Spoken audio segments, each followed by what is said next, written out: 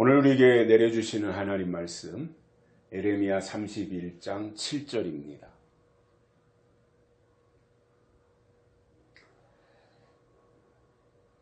나 여호와가 이같이 말하노라.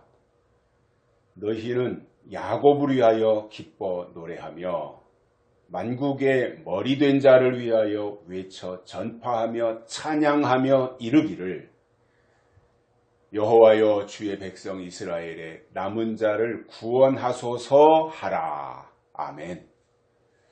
한 주간 동안도 평안히 건강히 안전하게 잘 지내셨습니까? 계절이 확연하게 가을로 접어들었다 이러한 것을 아마도 피부에 와닿는 바람결로 느낄 수 있을 것 같습니다. 유난히 더웠고 길었고 몸과 마음을 지치게 했던 여름은 이제 떠나갔고요. 풍요로운 가을로 접어드는 이 길목에서 우리의 삶 속에도 하나님이 주시는 특별한 은혜와 또 풍요로움이 함께 하시기를 바랍니다. 암이 무서운 것은, 그리고 암을 두려워하는 것은 죽음에 이르게 하는 병이기 때문에 그렇습니다.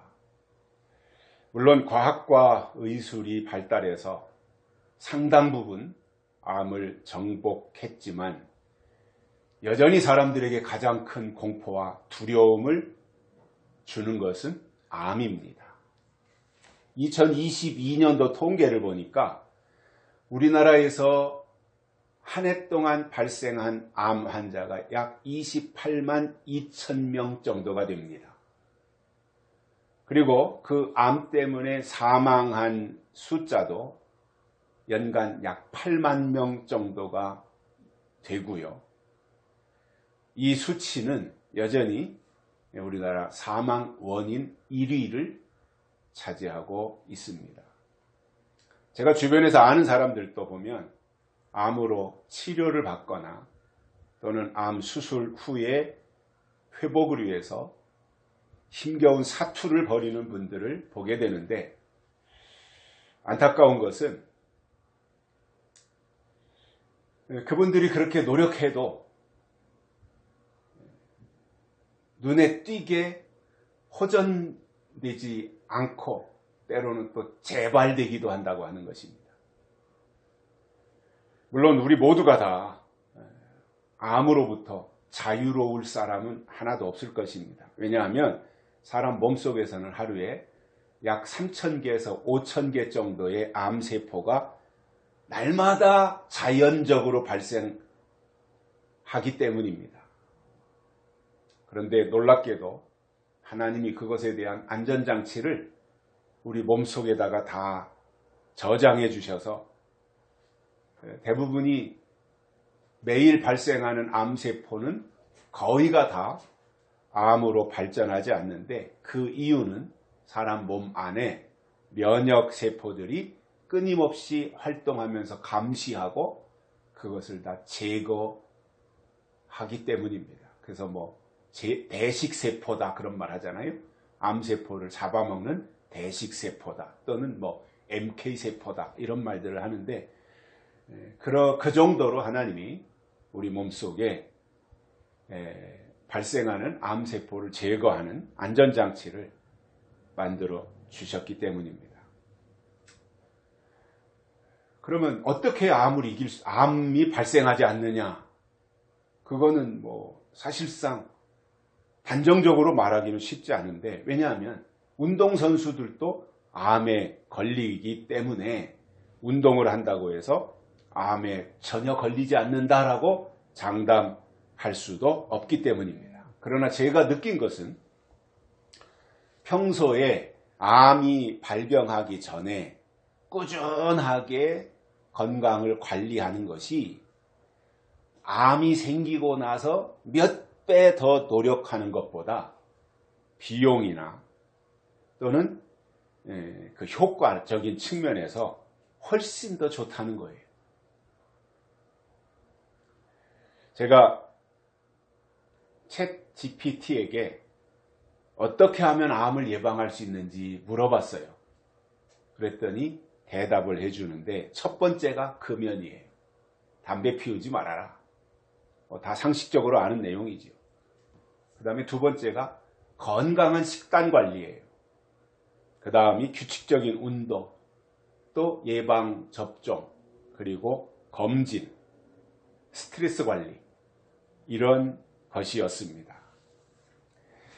나이가 들면 면역력이 떨어지기 때문에 대부분이 암이 발병을 해서 암 때문에 사망을 하겠지만 그 전까지는 평소의 생활 습관을 어떻게 하느냐가 중요하다고 하는 것을 알 수 있습니다. 제가 바라기는 우리 모두가 다 하나님이 주시는 은혜로 건강하게, 그리고 아프지 않고 생활을 하셨으면 좋겠습니다. 그래야 행복하고, 그래야 삶의 질이 높아질 수 있지, 이렇게 치명적인 병에 걸리면 삶의 질도 떨어지고 행복 지수도 낮아지고 그 집안 전체가 다 또 거기에 긴장하며 살아야 되기 때문에 모두가 다 어렵지 않아요. 그러니까 모두 조금씩 관리하고 운동하고 해서 건강하게 사시고, 또 그렇게 되도록 하나님이 우리에게 특별한 은혜를 주시기를 소망합니다. 오늘 말씀은 여호와가 이같이 말하노라 그러면서 말씀을 시작해요. 여호와가 이같이 말하노라. 그런데 이같이 말하노라 하고 그 내용을 들어가 보니까 유다가 해야 될 일이 있다. 그리고 그 해야 할 일 중에는 유다가 특별히 하나님께 간구해야 될 것이 있다 라고 하는 내용을 알려주는 것입니다. 오늘은 여호와가 하신 말씀이 무엇인지 네 번째 시간으로 본문을 통해서 세 가지를 깨닫고 은혜를 받겠습니다. 첫째로 야곱을 위하여 기뻐 노래하라 이렇게 말씀하셨습니다. 여기서 야곱은 이삭의 그 쌍둥이 아들 중에서 야곱이 동생이고 형은 에서인데, 동생 야곱이 형에게로 가야 할 장자권을 팥죽 한 그릇으로 쟁취한 사람입니다. 물론 야곱은 태어날 때 형 에서의 발목을 붙잡고 한 발 늦게 태어나서 어쩔 수 없이 동생이 되기는 했습니다. 그러나 그 당시의 가문의 축복이라고 하는 것은 장자에게로 가니까 야곱의 입장에서는 아니 뭐 연년생으로 태어난 것도 아니고 한날 한시에 같이 태어났는데 한 발짝 늦게 태어났다 그래가지고 축복권이 몽땅 에서에게로 가는 것이 억울하다고 생각할 수도 있었어요. 야곱의 입장에서는. 그렇기 때문에 야곱은 어머니 리브가와 함께 작전을 짜서 형 에서에게로 가야 할 축복권을 가로채고 외삼촌 라반의 집으로 도망을 가서 거기서 20년을 살게 됩니다. 외삼촌 집으로 도망간 야곱이 거기서 살면서 그 20년을 체류하는데 그 기간 동안 14년은 두 딸, 라반의 두 딸, 외삼촌의 두 딸이니까 사촌이죠. 그때 당시에는 뭐 이렇게 근친혼을 했으니까 야곱이 처음에는 라헬을 얻기 위해서 7년 일하고 외삼촌과 약속을 그렇게 했기 때문에, 그리고는 보니까 라헬이 아니고 레아였고, 그래서 라헬을 얻기 위해서 다시 7년을 머슴살이를 했고, 그리고 나서 그 후로 6년은 라반의 양떼를 지키면서 자신의 양떼를 구분한, 즉 자신의 재산을 모은 기간 6년. 그래서 라헬을 얻기 위하여 14년, 7년 7년, 그리고 재산을 모은 기간 6년에서 20년 동안을 외삼촌 집에서 머슴살이를 했습니다. 그런데 야곱에게 있어서 외삼촌 집에서의 20년은 하나님께서 야곱의 삶에 개입하고 관여하셔서 그의 삶을 다듬고 언약을 성취해 가시는 훈련의 시간이었습니다.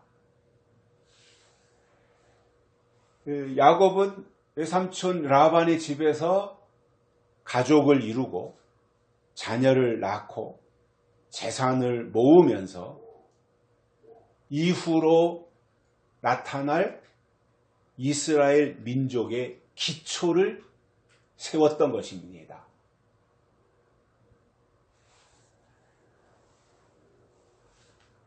그러나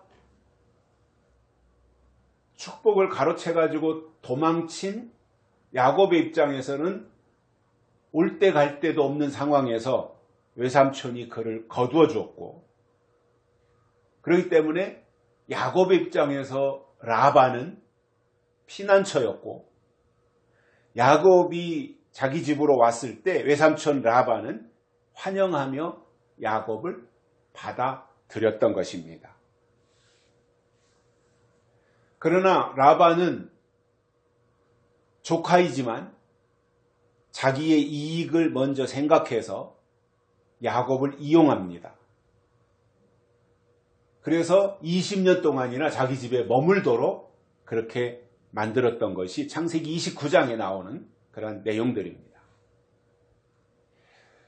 그러나 어찌 보면 또 이 기간이 외삼촌 라반이 약속을 어기고 라헬을 줘야 되는데 레아를 들여보내고 다시 라헬을 얻기 위해서 또 시간을 투자해야 되고, 이러한 과정을 겪으면서 야곱은 과거에 아버지와 형을 속였던 그 때처럼, 그것처럼 자신도 속임을 당했구나 하는 경험을 외삼촌과의 관계성 속에서 깨닫게 되었던 것이지요. 뿐만 아니라 외삼촌 집에서 머슴살이를 하면서 자기 양떼를 따로 구분해가지고 6년 동안 고향으로 돌아가려고 할 때 외삼촌 라반의 입장에서는 야곱이 떠나는 게 싫은 거지요. 왜냐하면 이렇게 자기 라반의 집을 번성케 해줬고 이롭게 해줬고 거기에 또 뭐 손자들 손녀들 있고 한데 야곱이 떠나는 것이 좋지는 않았겠지만, 그러나 야곱은 하나님의 지시에 의해서 떠나기로 결심합니다. 그 야곱의 마음을 알고 라반은 이제 그 야곱을 설득도 했고, 또 야곱이 밤에 떠나가니까 외삼촌 라반이 추격도 하지만 하나님께서 라반에게 꿈으로 나타나 경고하심으로 직접적인 해코지는 야곱을 향해서 하지 못하게 됩니다.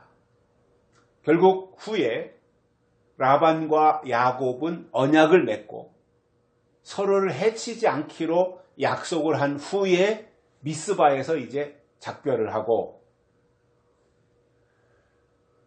각자의 길을 가게 되는데, 이 약속은 인간관계의 갈등 속에서도 하나님의 보호와 질서가 작동한다라고 하는 것을 보여주신 장면입니다. 이런 과정을 겪으면서 야곱은 성숙해졌고 결국 야복강가에 이르러서 천사와 씨름해서 이스라엘이라고 하는 새 이름을 받게 됩니다. 오늘 본문에서 그 야곱을 위하여 기뻐 노래하라고 하는 표현에서 여기서 이 야곱은 이스라엘 민족 전체를 대표하는 이름입니다. 그러니까 야곱을 위하여 이 말은 이스라엘을 위하여 이렇게 통용이 되는 거지요.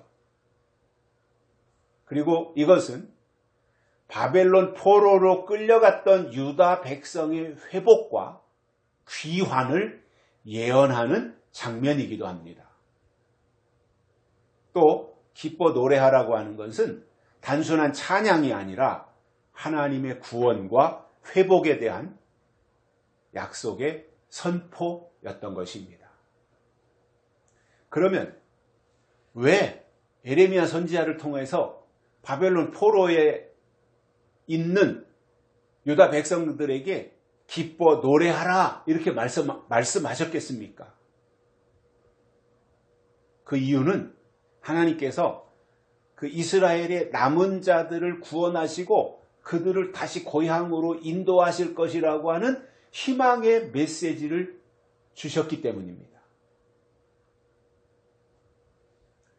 이스라엘은 당시에 열강에 눌려 있었지만 하나님은 그들을 만민의 머리로 세우시겠다고 약속하셨어요. 특히 유다는 그 중에서도 성전을 완성한 지파로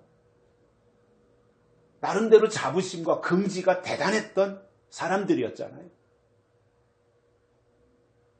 그렇기 때문에 하나님은 그들을 이스라엘 또는 유다 이러한 히브리 민족들 아브라함의 후손들을 향해서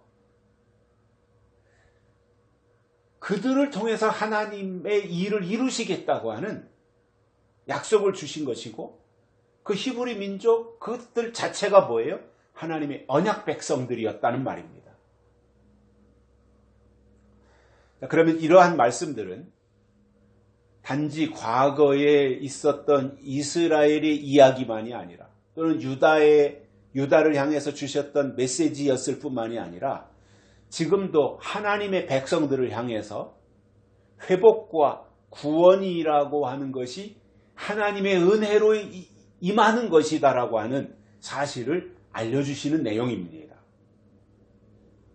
요한계시록에도 보면 많은 물 위에 앉은 큰 음녀가 등장하면 미혹하는 일을 행하고 큰 성 바벨론을 이루게 되는데 그 세력이 나타나서 활동할 때는 영원할 것 같지만 정해진 기간이 끝나면 그들의 역할도 끝나는 것입니다. 이것이 성경이에요. 바벨론에서 영원히 포로 생활하는 것이 아니라 정해져 있다는 거예요. 앞에서도 말씀드렸지만 70년으로 정하신 거예요. 그러나 현실이 포로 생활이다 보니 고달프고 또 자유도 없고 여러 가지 제한이 많다 보니까 그들이 실망하고 낙심할 수도 있지 않습니까? 그러니까 에레미야 선지자를 통해서 계속해서 그들에게 회복과 구원의 메시지를 전파하시면서 기뻐 노래한다. 야곱을 위하여 노래하라. 이러한 말씀을 전달해 주시는 것입니다. 계시록 17장 1절에는 많은 물 위에 앉은 큰 음녀가 받을 심판을 내게 보이리라 이렇게 말씀하시면서 음녀가 나타나고 바벨론이 등장하면 천하를 다 주름 잡는 것 같아도 손오공이 부처님 손바닥에 있듯이 큰 음녀도 하나님이 정한 기간이 되면 수명을 다해서 끝나고 해체되고 심판받게 된다는 거예요. 그러니 에레미야서에 나오는 과거의 유다 백성들에게 하나님 에레미야 선지자를 통해서 주신 말씀이 바벨론에서의 해방과 고국으로의 귀환 이거잖아요. 그리고 희망을 주는 거잖아요. 계시록에서도 큰 성 바벨론이 등장을 하지만 그러나 그 세력도 시간이 정해져 있고 활동 기간이 정해져 있고 그 기간이 다하면 그들도 스르르 무너져서 해체되고 하나님의 새로운 역사가 이루어질 것이라고 하는 희망을 전달해 주시는 것입니다. 그러면 큰 성 바벨론이 무너지는데 계시록 18장 2절에 보면 무너졌도다 무너졌도다 큰 성 바벨론이여 하면서 계시록에 나오는 바벨론, 우리가 본문으로는 에레미야 31장을 통해서 에레미야 때 활동했던 바벨론을 보지만, 그러나 이 바벨론이 마지막 계시록에서도 나오기 때문에 이 계시록에 등장하는 바벨론, 즉 영적인 교회를 탄압하고 영적인 교회, 영적인 사람들을 핍박한 음력교회라고 하는 이 바벨론, 그것도, 그 바벨론도 하나님이 정한 때가 되면 무너진다라는 메시지를 우리가 똑같이 받고 있는 것입니다. 그러니 유다가 현실 속에서는 지금 고난 중에 있을지라도 하나님은 결코 그들을 버리지 않으시며 때가 되면 기쁨으로 노래할 날을 주신다고 하는 격려이며 약속을 주신 겁니다.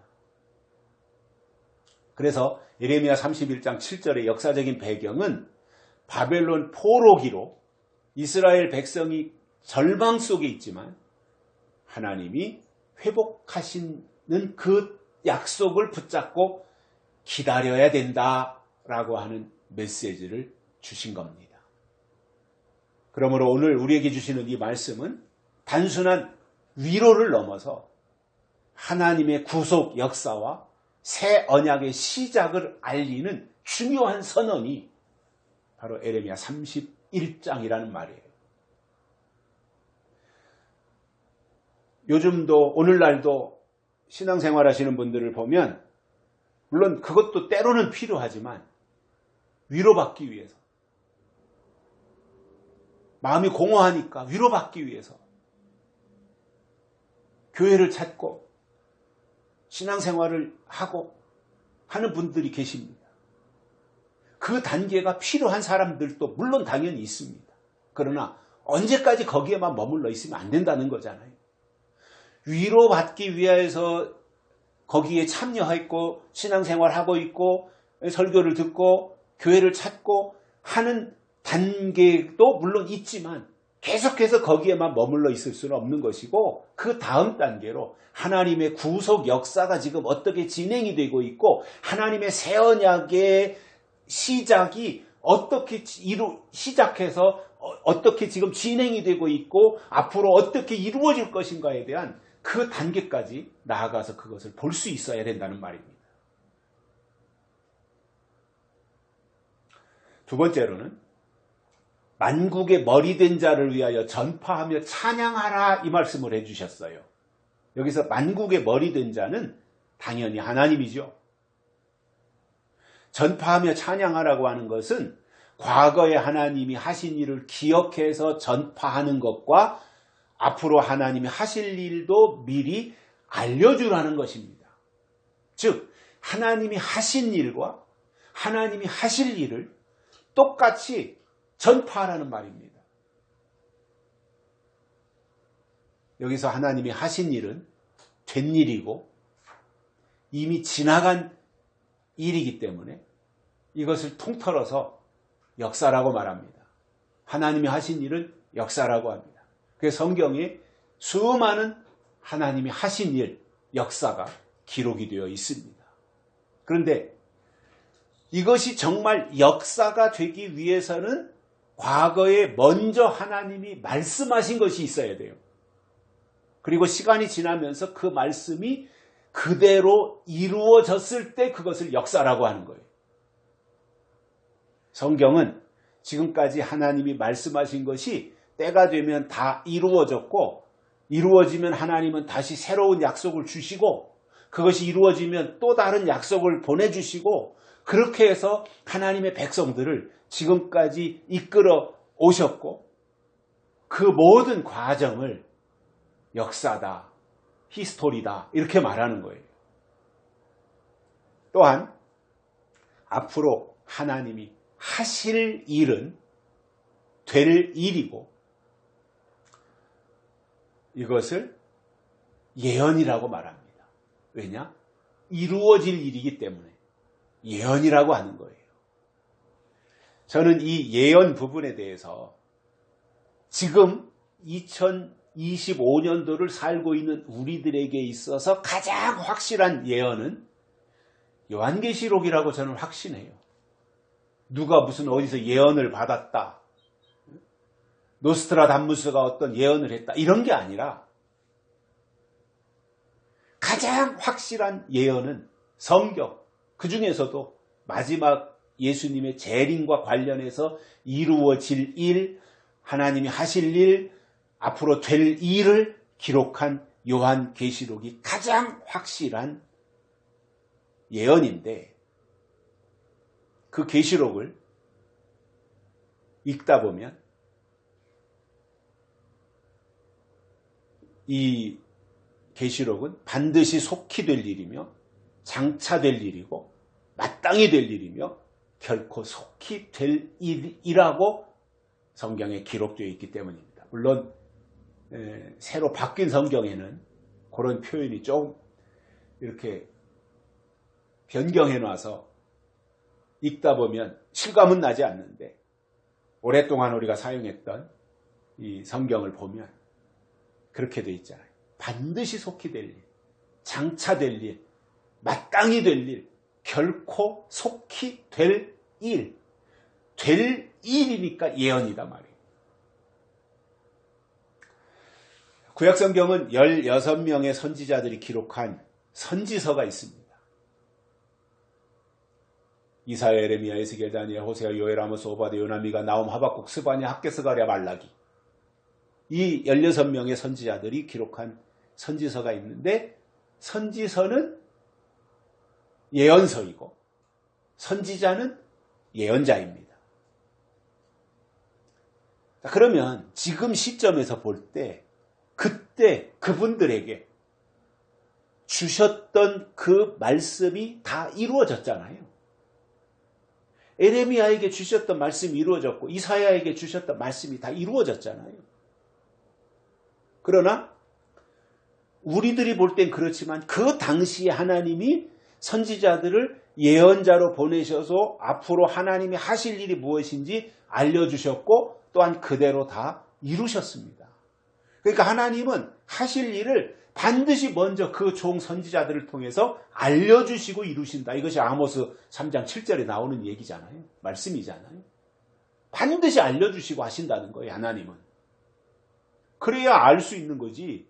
안 알려주시면 어떻게 알아요? 하나님이 비밀로 묶어놓으시면, 하나님이 비밀로 감춰놓으시면 그걸 어떻게 알 수 있어요? 성경에 나오는 예언의 핵심은 예수님이 이 땅에 오시는 것인데, 이사야 선지자 같은 경우 예수님 오시기 700년 전에 이미 메시아가 오실 것을 예언했습니다.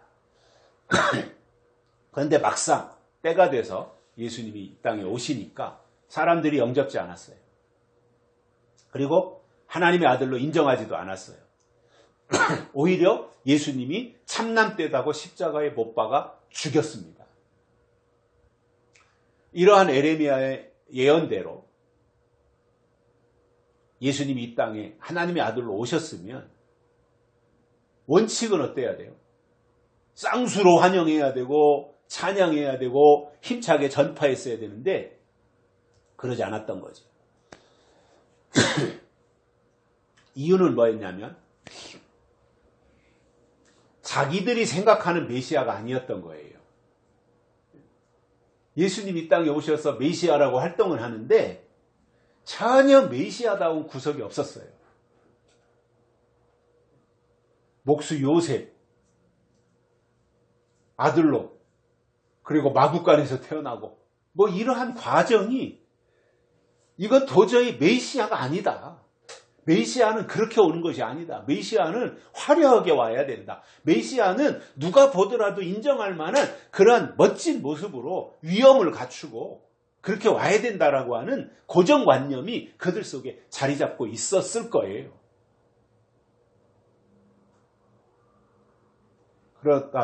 그런 생각을 가지고 있는 그들에게 예수님이 마른 땅에서 올라오는 줄기같이 아무도 흠모할 만한 것이 없는 그 모습으로 이 땅에 오셨으니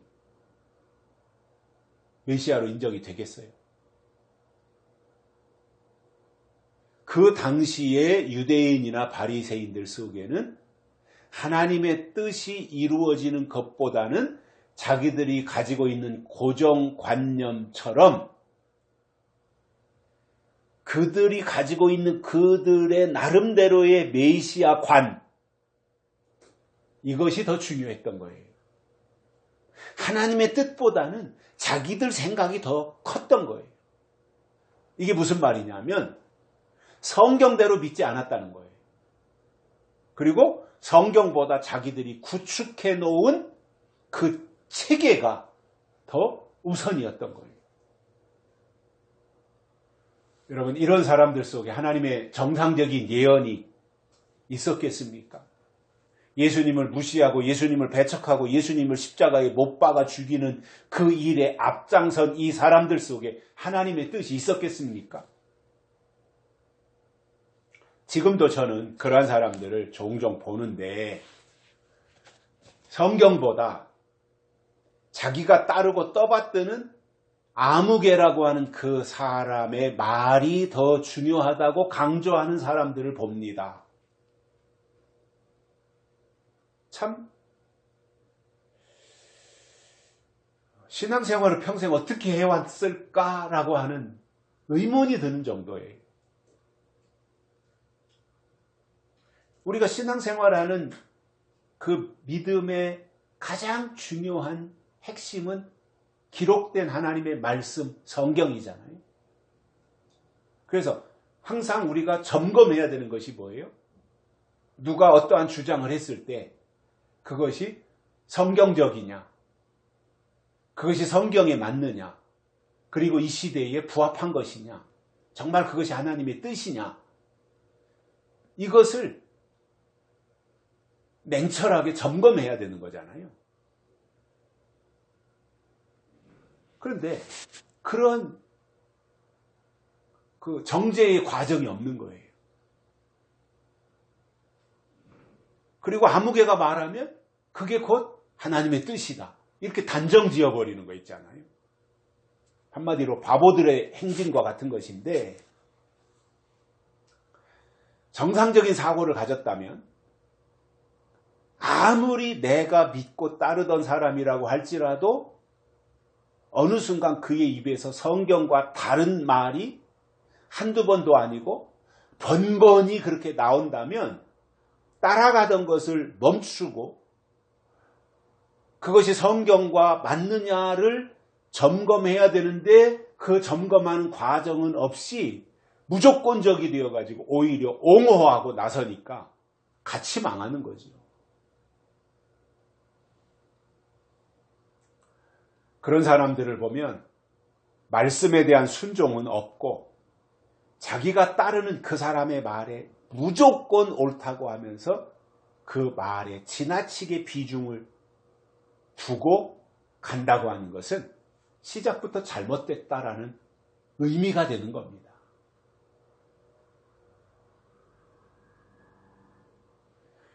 이 세상에 어느 누구라고 할지라도 하나님의 말씀인 성경보다 자기가 따르는 그 사람의 말이 더 옳다고 인정한다면 이미 그 공동체는 잘못 가고 있는 거예요.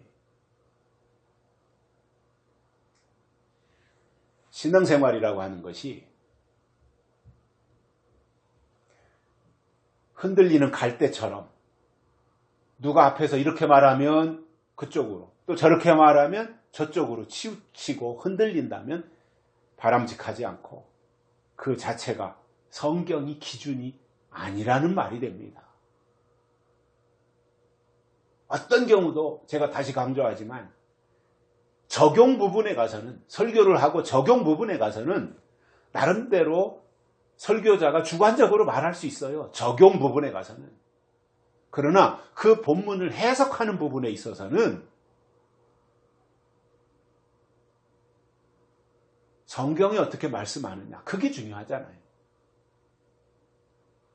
그래서 관찰이 필요하고 본문에 대한 관찰이 필요하고 본문에 대한 관찰한 것을 토대로 해서 해석해야 되고 그 해석을 해보니까 그것이 현재 우리 공동체와 어떠한 관련이 있느냐, 그것을 어떻게 적용할 것이냐, 이러한 부분들로 가야 되는 것인데 관찰이 잘못되면 당연히 해석은 엉뚱한 곳으로 가는 것이고, 해석이 잘못되면 적용에 있어서는 전혀 삼천포로 빠져버리는 거죠. 가장 확실한 것은 성경이 어떻게 말씀하시냐 이거잖아요. 그래서 뭔가 주장이 바뀐다든가 방향이 달라진다면 그때는 어쩔 수 없이 성경이 근거가 돼야 되는 거예요. 오늘 에레미야 선지자는 만국의 머리 된 자를 위하여 하신 일과 하실 일을 전파하고 찬양하라고 강조하는 것입니다.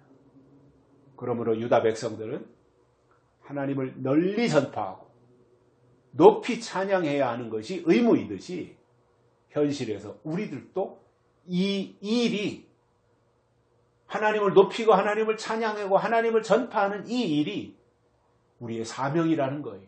특히 다시 오실 예수님에 대해서 우리가 어떻게 이해해야 되고 어떻게 접근해야 되고 다른 사람들에게 어떻게 말하고 설명하고 설득시켜야 되고 하는 이 부분들이 내 개인의 주관적이 될 것이 아니라 성경적인 주장을 가지고 접근해야 된다라는 말입니다. 세 번째로는 이스라엘의 남은 자를 구원하소서 하라, 이렇게 말씀해 주셨습니다.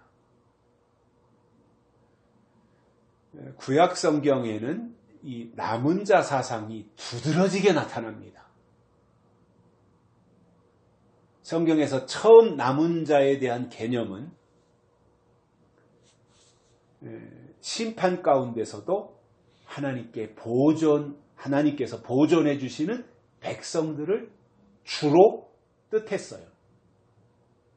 가장 처음 남은 자라고 하는 표현이 등장하는 것은 창세기 7장 23절인데 지면의 모든 생물을 쓸어버리시니 곧 사람과 짐승과 기는 것과 공중의 새까지라 이 모든 것을 땅 위에서 쓸어버리시니라 오직 노아와 그와 함께 방주에 있던 자들만 남았더라, 이렇게 말씀해 주고 있어요. 방주에 들어가 있던 사람들을 남은 자로 설명해 주고 있어요. 그러니까 하나님의 이 홍수 심판 가운데서도 믿음으로 순종한 노아와 그의 가족들, 순종해서 방주를 지은 그들이 심판 가운데서 남은 자로 구원받았다, 이 사실을 설명해 주신 것입니다. 이후로 성경에는 남은 자 사상이 이스라엘 역사와 예언서 그리고 신약 성경에까지 쭉 이어지는 것을 볼 수 있습니다.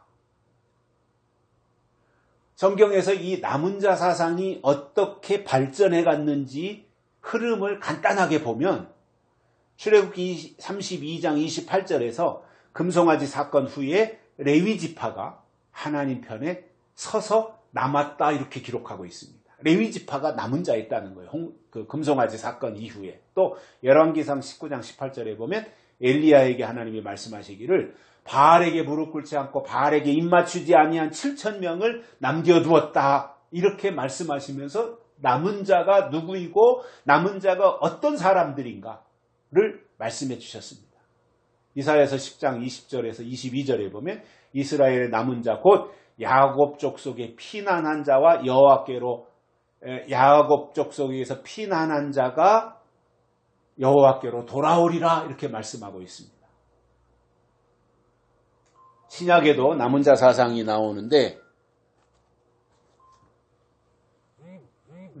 바울이 이사야서를 인용해서 로마서에서 말씀한 것을 보면 로마서 11장 5절에 그런즉 이와 같이 지금도 은혜로 택하심을 따라 남은 자가 있느니라, 이렇게 말씀하셨습니다. 계시록 12장 17절에는 용이, 사탄이죠, 용이 여자의 남은 자손과 싸우는 것을 설명해 주셨는데 여자의 남은 자손, 이렇게 말한 것을 볼 때 이 계시록에도 남은 자가 있는데 그들은 하나님의 계명을 지키며 예수의 증거를 가진 사람들이었습니다. 그러니까 이 남은 자라고 하는 것은 운이 좋아서 죽지 않고 살아남은 사람들이 아니라 환난 가운데서도 미혹당하지 아니하고 끝까지 하나님 편에 남아있는 사람들이라는 의미가 됩니다. 이 부분을 정확하게 이해하기 위해서 중요한 세 가지, 즉 남은 자, 남은 양식, 남은 일, 이것은 세트로 연결되어 있다는 거예요. 남은 자 따로, 남은 양식 따로, 남은 일 따로가 아니라 그 셋은 연결되어 있다는 거예요. 그래서 남은 자라고 하는 것은 남은 사람들을 말하는 거예요. 이사야 선지자는 이 남은 자에 대해서 설명하면서 이사야서 6장 13절에서 거룩한 씨가 이 땅에 그루터기니라 이렇게 말씀하시잖아요. 그러니 하나님이 정한 때에 세상과 타협하지 아니하고 하나님의 뜻을 따라 하나님의 구속 계획을 이어갈 사람들이고, 이처럼 하나님 편에 남아있는 사람들은 찌끄레기가 아니라 거룩한 씨다 이 말입니다. 세상적으로는 가진 것도 없고 명예도 없고 소유도 부족하고 세상적으로 볼 때는 별스럽지 않은 아둘람굴의 400명의 사람들처럼 보였을지 모르지만 하나님 편에서 보면 그들은 하나님 편에 남아있는 사람들이라는 거죠. 그래서 이 거룩한 씨라고 하는 것은 하나님의 백성들을 다시 세우기 위한 출발점이다 그 말이에요. 마치 상수리나무 이런 것들이 다 잘려져 나가서 그루터기만 남아있는데 거기에서 다시 새 싹이 돋아나듯이 남은 자는 다 없는 것, 다 없어진 것 같고 다 쑥대밭이 된 것 같은 그 상황 속에서도 남은 자는 새로운 시대의 희망을 품고 하나님 편에 끝까지 남아 있다는 말입니다. 그 다음에 남은 양식은 예수님도 그렇게 말씀하시죠. 때를 따라 양식을 나눠주는 종이 복이 있다 이렇게 하셨는데, 남은 양식에 대해서는 구약과 신약에서 말씀하시는 내용을 두 가지로 설명드릴 수 있어요. 먼저 구약에서는 에스겔 34장 18절에 남은 꼴과 남은 물을 발로 짓밟았다 이렇게 하시면서 오히려 너희가 짓밟은 그것을 나의 양떼들은 짓밟은 꼴을 먹고 너희 발로 더럽힌 물을 마시는도다 이렇게 책망하셨어요. 즉 남은 양식을 무시했다 이겁니다. 남은 꼴을 짓밟아 버렸고 남은 물을 다 더럽혔다 이겁니다. 그런데 그것을 하나님의 양떼가 먹고 마셨다라는 말씀을 하시는 거예요.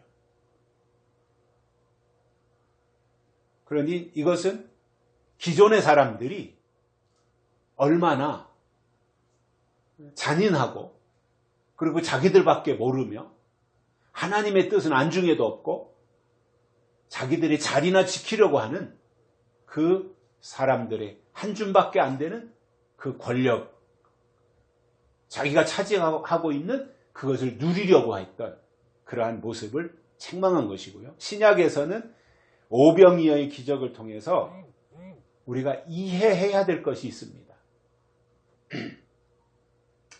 보리떡 5개와 물고기 2마리로 5,000명을 먹이신 내용이 요한복음에 기록이 되어 있는데, 그러나 실질적으로 이 오병이어의 사건을 통해서 더 중요한 것은 5,000명이 먹고 남은 12광주리의 남은 양식에 있는 거예요. 제가 군대 제대하고 시골에 갔다가 아버지가 무슨 예배설인 건지 무슨 부흥인지 거기 잠깐 참석했을 때 이 부분을 설명하시는 것을 보고 제가 굉장히 깜짝 놀랐어요.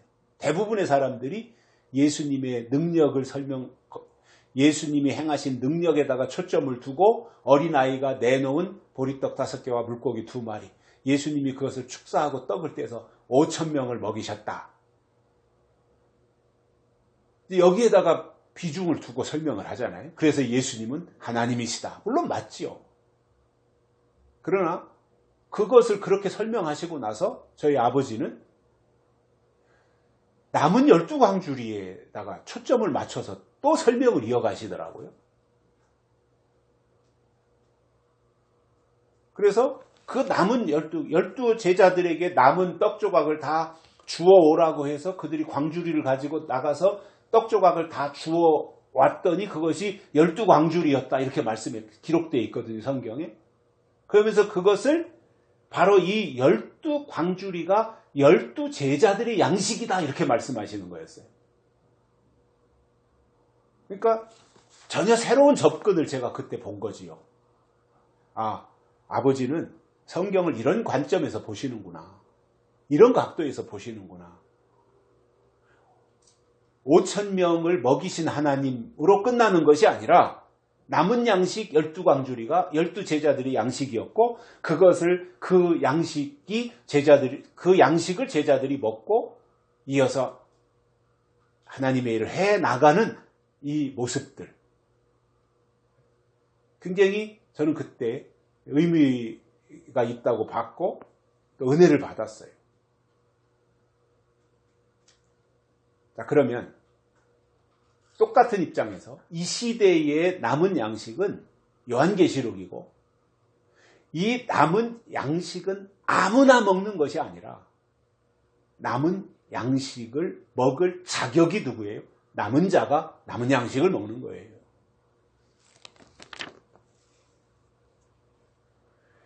그 다음에 세 번째로는 남은 일이 있어요. 남은 자, 남은 양식, 남은 일. 사역이죠. 사역, 일. 성경에 기록된 모든 일은 말씀하신 그대로 다 이루어졌고 남은 예언이 요한계시록인데 과거에 앞에서 다 이루어진 것을 볼 때 요한계시록도 때가 되면 기록된 그 말씀 그대로 이루어질 거잖아요. 요한계시록은 한마디로 이루어질 일이고 하나님이 하실 일인데 그 일이 아직 남아있다고 하는 것은 그 일을 이룰 사람도 남아있다는 의미가 되는 거예요. 그래서 남은 자는 남은 양식을 먹고 남은 일을 하는 이것이 성경을 통해서 우리에게 주시는 메시지인 거예요.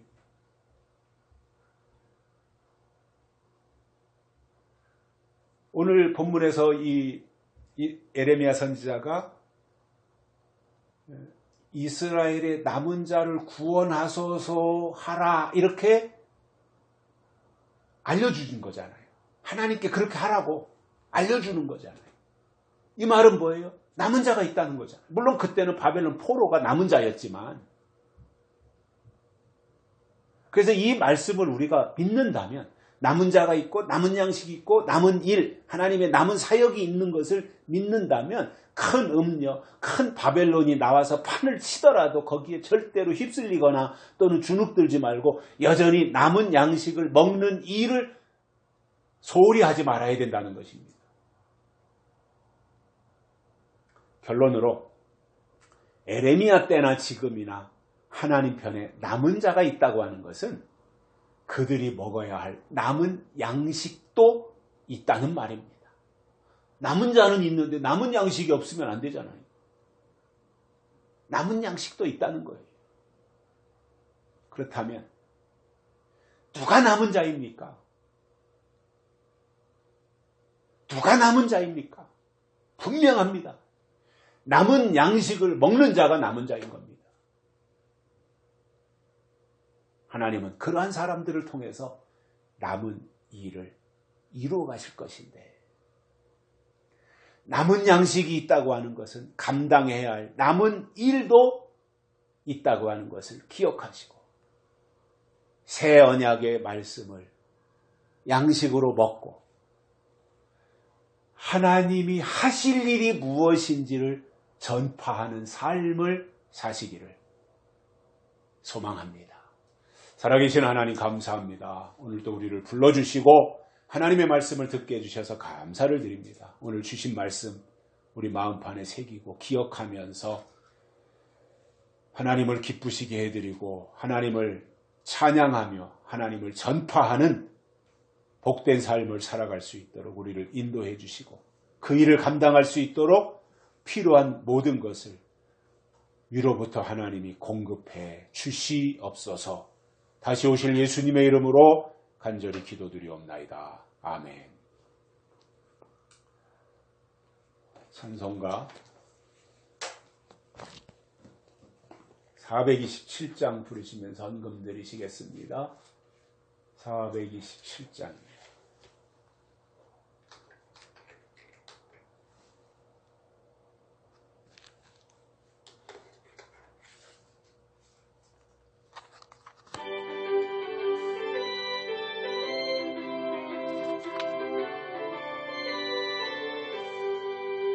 내가 매일 기쁘게 술래길 행함은 주의 팔이 나를 안보함이요 내가 주의 큰 복을 받는 참된 비결은 주의 영이 함께함이라 성령이 계시네 할렐루야 함께하시네 좁은 길을 걸으며 밤낮 기뻐하는 것 주의 영이 함께함이라